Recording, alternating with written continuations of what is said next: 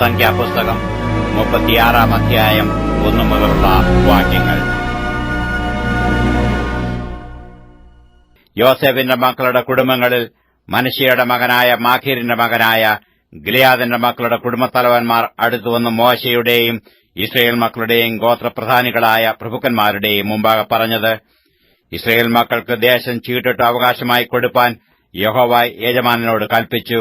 ഞങ്ങളുടെ സഹോദരനായ ശെലോഫഹാദിന്റെ അവകാശം അവന്റെ പുത്രിമാർക്ക് കൊടുപ്പാൻ യജമാനന് യഹോവയുടെ കൽപ്പനയുണ്ടായി.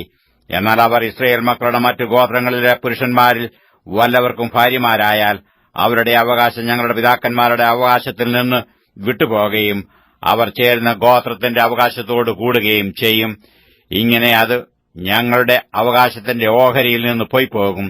ഇസ്രായേൽ മക്കളുടെ യോബേൽ സംവത്സരം വരുമ്പോൾ അവരുടെ അവകാശം അവർ ചേരുന്ന ഗോത്രത്തിന്റെ അവകാശത്തോട് കൂടുകയും അങ്ങനെ അവരുടെ അവകാശം ഞങ്ങളുടെ പിതൃഗോത്രത്തിന്റെ അവകാശത്തിൽ നിന്ന് വിട്ടുപോകുകയും ചെയ്യും.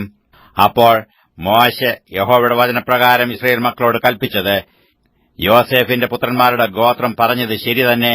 യഹോവ ശെലോഫഹാദിന്റെ പുത്രിമാരെക്കുറിച്ച് കൽപ്പിക്കുന്ന കാര്യം എന്തെന്നാൽ, അവർ തങ്ങൾക്ക് ബോധിച്ചവർക്ക് ഭാര്യമാരായിരിക്കട്ടെ, എങ്കിലും തങ്ങളുടെ പിതൃഗോത്രത്തിലെ കുടുംബത്തിലുള്ളവർക്ക് മാത്രമേ ആകാവൂ.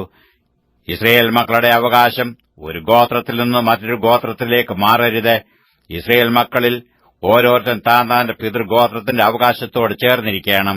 ഇസ്രായേൽ മക്കൾ ഓരോരുത്തൻ താന്താന്റെ പിതാക്കന്മാരുടെ അവകാശം കൈവശമാക്കേണ്ടതിന് ഇസ്രായേൽ മക്കളുടെ യാതൊരു ഗോത്രത്തിലും അവകാശം ലഭിക്കുന്ന ഏത് കന്യകയും തന്റെ പിതൃഗോത്രത്തിലെ ഒരു കുടുംബത്തിൽ ഒരുത്തിന് ഭാര്യയാകണം.